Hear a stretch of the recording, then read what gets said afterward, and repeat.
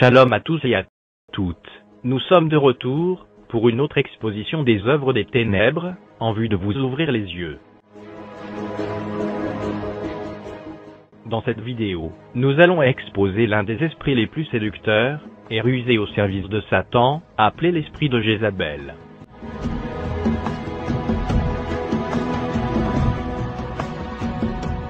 Démon séducteur et l'esprit de Jézabel.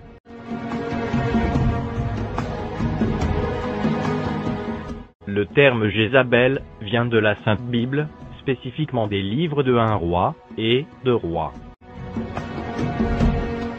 Jézabel est connue comme la méchante femme qui contrôlait son mari, le roi passif, Akab, qui régnait sur la partie nord du royaume d'Israël. Jézabel avait un réel esprit d'envoûtement qui influençait et soumettait les gens autour d'elle.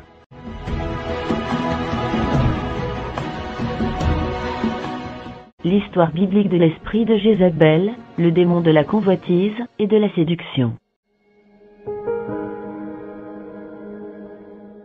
Akab, fils d'Omri, régna 22 ans sur Israël à Samarie. Il prit pour femme Jézabel, et il alla servir Baal, et se prosterner devant lui. Il éleva un autel à Baal, dans la maison de Baal qu'il bâtit à Samarie. Il n'y a eu personne qui se soit vendu comme Akab, pour faire ce qui est mal aux yeux de l'Éternel, et Jézabel, sa femme, l'y excitait. Tu frapperas la maison d'Akab, ton maître, et je vengerai sur Jézabel le sang de mes serviteurs les prophètes, et le sang de tous les serviteurs de l'Éternel. L'Éternel parla aussi sur Jézabel, et il dit, les chiens mangeront Jézabel, près du rempart de Jizreel. Maintenant, comprenons-nous le passé de la reine Jézabel, comment elle a séduit le roi Akab, pour qu'il serve le faux Dieu Baal, et qu'il assassine plusieurs centaines de prophètes de Dieu. Voyons maintenant comment cet esprit se manifeste, et séduit des millions de personnes, aujourd'hui.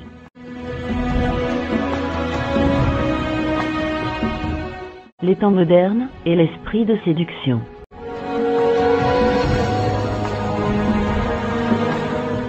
La disposition de celui qui regarde est conseillée, à cause des scènes qui suivront. Cet esprit démoniaque est l'un des esprits qui travaille le plus communément aujourd'hui, et c'est un puissant ennemi du corps de Christ. La Jézabel moderne est fondamentalement un esprit de domination, qui travaille au travers de la convoitise des yeux, la convoitise de la chair, et l'orgueil de la vie. Ceci est très flagrant dans les médias, et est promu par l'esprit de l'Antichrist, et le sommet de l'élite.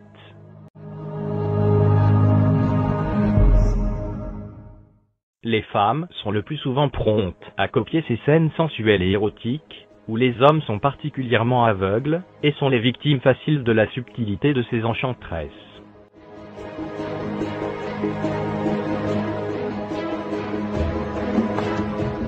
Mais l'Esprit dit expressément que, dans les derniers temps, quelques-uns abandonneront la foi pour s'attacher à des esprits séducteurs et à des doctrines de démons.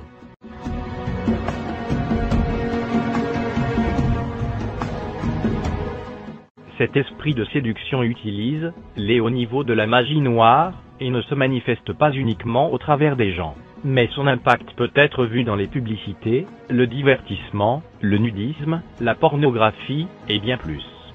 L'esprit de Jézabel est un terme assez large pour désigner tout esprit séducteur dans une femme. Maintenant, regardons attentivement cet esprit manipulateur de séduction en action.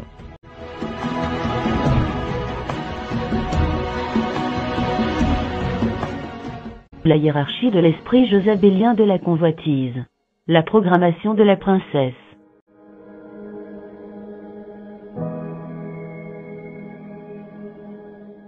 La programmation de la princesse est le stade initial du contrôle mental MK Ultra.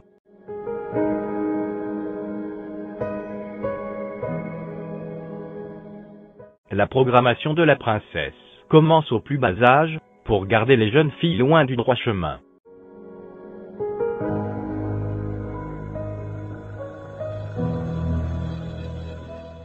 La programmation de la princesse conduit les femmes dans des chemins ténébreux, en invoquant l'esprit de Jézabel en elles, depuis la jeunesse. C'est plus efficace sur les célébrités, et peut aussi l'être sur la population en général. Ce type de programmation peut être vu partout, dans les médias, la mode, la musique, et bien plus.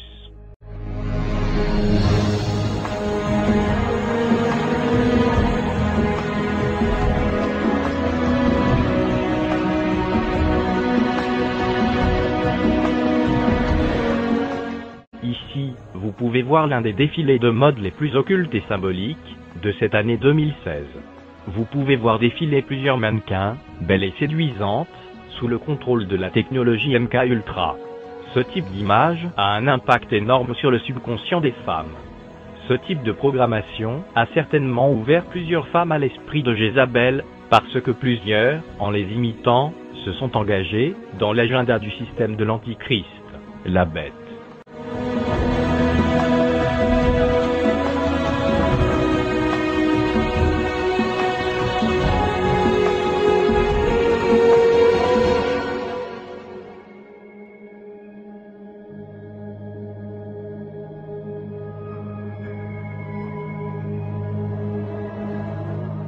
La hiérarchie de l'esprit jezabélien de la convoitise. Médusa, la séductrice.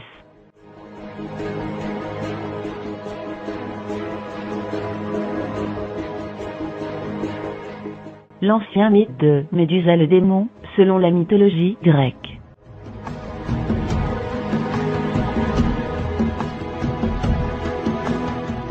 La tête de Médusa est aussi un symbole très occulte, associé au démon de convoitise et l'esprit de Jézabel.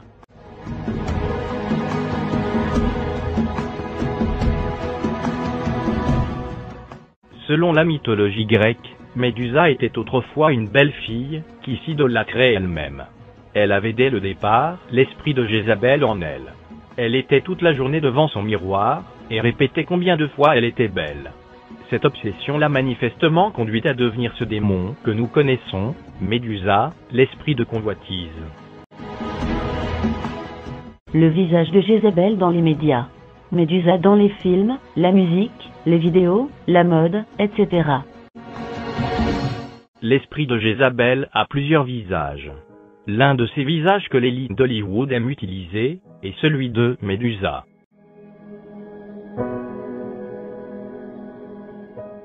Elles font sa promotion par l'adoration de leur personne, à travers les selfies, la chirurgie esthétique, et créent plus de Jézabel.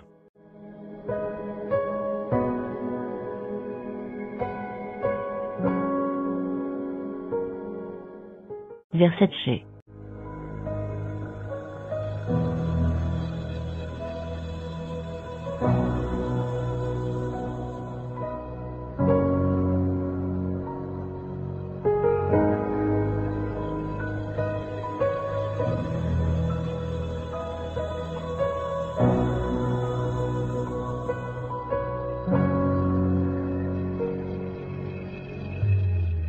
Parce que Hollywood aime bien se moquer de nous, ils nous mettent l'esprit de Jézabel sous les yeux, qui est représenté et agit comme un serpent. Le serpent est un symbole puissant de tentation, des ténèbres, de Satan, de la séduction et de la convoitise. La femme avec le serpent représente aussi la déesse mythique Nebula, que plusieurs croyances occultes disent qu'elle tente à Ève dans le jardin.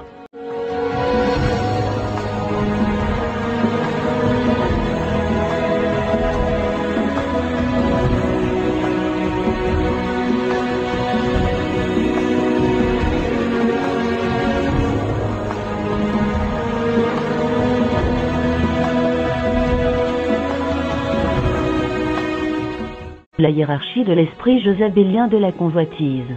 La dame en rouge.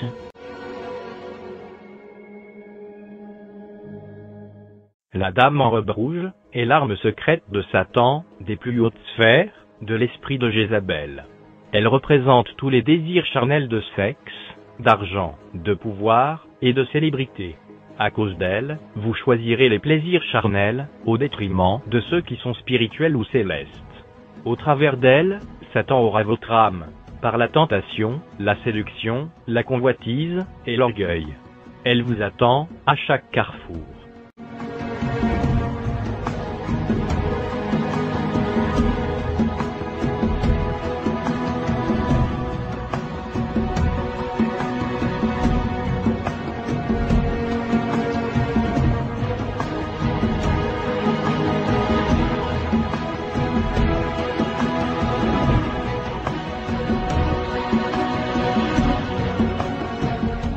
La Dame en rouge est un symbole purement occulte, utilisé par l'industrie du divertissement des Illuminati et les médias. Elle signifie quelque chose de différent pour chaque personne. Elle peut être une drogue, une addiction, un rêve, de l'argent, ou un désir pour quelque chose d'interdit. Elle représente aussi un piège mondain qui est placé devant vous, et elle est conçue pour vous éloigner de la voie de la justice.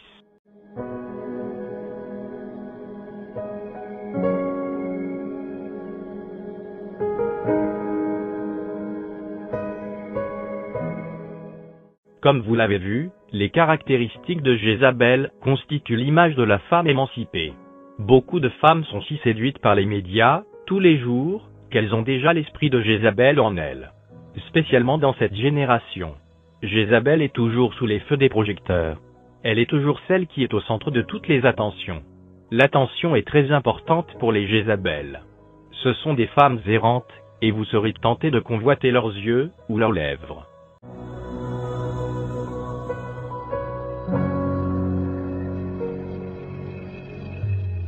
Il est très difficile d'avoir le contrôle lors de transactions avec une Jézabel. Et si vous répliquez, elle est capable de vous séduire en envoyant un esprit de convoitise sur vous. Si la Jézabel est très puissante, elle peut vous placer sous une malédiction parce que vous avez cédé à sa tentation. Veillez sur ces signes de la Jézabel de tous les jours.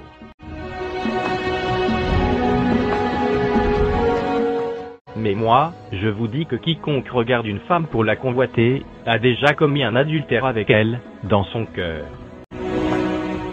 Si ton œil droit est pour toi une occasion de chute, arrache-le et jette-le loin de toi.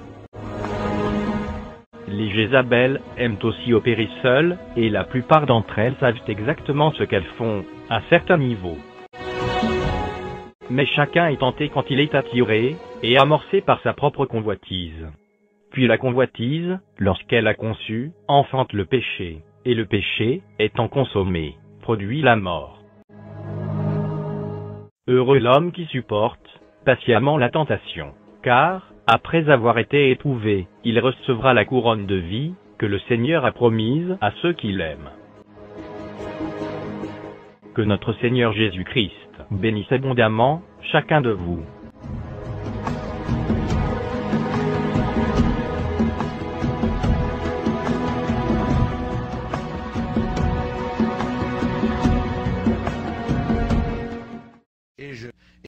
Je garde de très bons souvenirs de ces moments, ces étés sur la ferme. Mais je me rappellerai toute ma vie. C'est que dans le village, de l'autre côté de la rue, en vacances, chez mon oncle André et ma tante Madeleine, dans ma tante jeunesse, environ 12 ou 13 ans, là en face vivait une famille qui ne croyait pas en Dieu et qui blasphémait régulièrement, qui n'allaient jamais à quoi que ce soit de religieux. C'était des bonnes personnes, voyez, on se saluait, ils avaient leurs animaux aussi. Moi, quand j'allais emmener les troupeaux dans les champs, que ce soit, je rencontrais le monsieur ou la dame, ainsi de suite, voyez, des bonnes personnes morales, gentilles, de merveilleux voisins, mais aucune attention, aucun souci pour les choses spirituelles. Et un jour, la mère de cette famille est morte. Tant que je vivrai, je me rappellerai les cris. Les cris de cette femme sur son lit de mort. Elle était là, en face, dans la maison, et on entendait dans le village les cris de cette femme qui était en train de mourir. Elle plaidait, elle demandait à ceux qui étaient autour d'elle de l'empêcher de mourir. Elle suppliait le docteur, le médecin, de faire quelque chose pour sauver, pour épargner sa vie. On entendait crier. Ça a duré longtemps, voyez, tout un après-midi. Et elle disait, je ne suis pas prête à mourir, je ne peux pas mourir. Mais elle est morte, voyez. Ces cris se sont arrêtés soudainement dans l'après-midi. D'un coup, on n'a plus entendu dans le village aucun cri. Elle est entrée dans l'éternité avec des cris, s'arrachant les cheveux, se tordant dans des souffrances atroces, se tordant dans l'agonie de son âme et de son corps. Si cette femme croyait dans l'existence de Dieu, je ne le sais pas, mais elle avait vécu comme s'il n'y avait aucun Dieu. Elle est morte de la mort d'une folle, d'un fou. L'insensé dit en son cœur, il n'y a pas de Dieu. Il est mort comme un fou. J'aimerais vous donner le témoignage d'un homme qui s'appelait Noah White. Il a dit, quand j'étais jeune homme, un de mes amis fut sauvé. Un de mes amis a été sauvé, a accepté le Seigneur, et a été rempli du Saint-Esprit. Et cet ami a été aussi appelé à prêcher la parole de Dieu. Et lui de dire, je ne vivais pas moi-même encore pour le Seigneur à cette époque, mais quand je l'ai entendu prêcher, cet ami sous l'onction du Saint-Esprit, j'ai été convaincu, j'ai été persuadé de la vérité. Et ça n'a pas été très long avant que cet ami-là, qui avait commencé à prêcher l'Évangile, se refroidisse spirituellement. Il s'est éloigné de Dieu. Je me souviens du jour où il a dit à un groupe de jeunes dans lequel je me trouvais de voler un paquet au magasin. Celui qui prêchait l'Évangile. Il dit, les gars, on va voler un paquet au magasin. Et l'autre de dire, même si je ne servais pas encore le Seigneur, mon cœur fut attristé ce jour-là. Alors que je me rappelais comment il avait prêché sous une grande onction du Saint-Esprit seulement 2 ans auparavant. Quelques jours plus tard, je fus un porteur de son cercueil à son enterrement. Il était en train de marcher sur les rails de chemin de fer quand il s'est trouvé soudain face à face avec un train. Son corps a été déchiré en petits morceaux.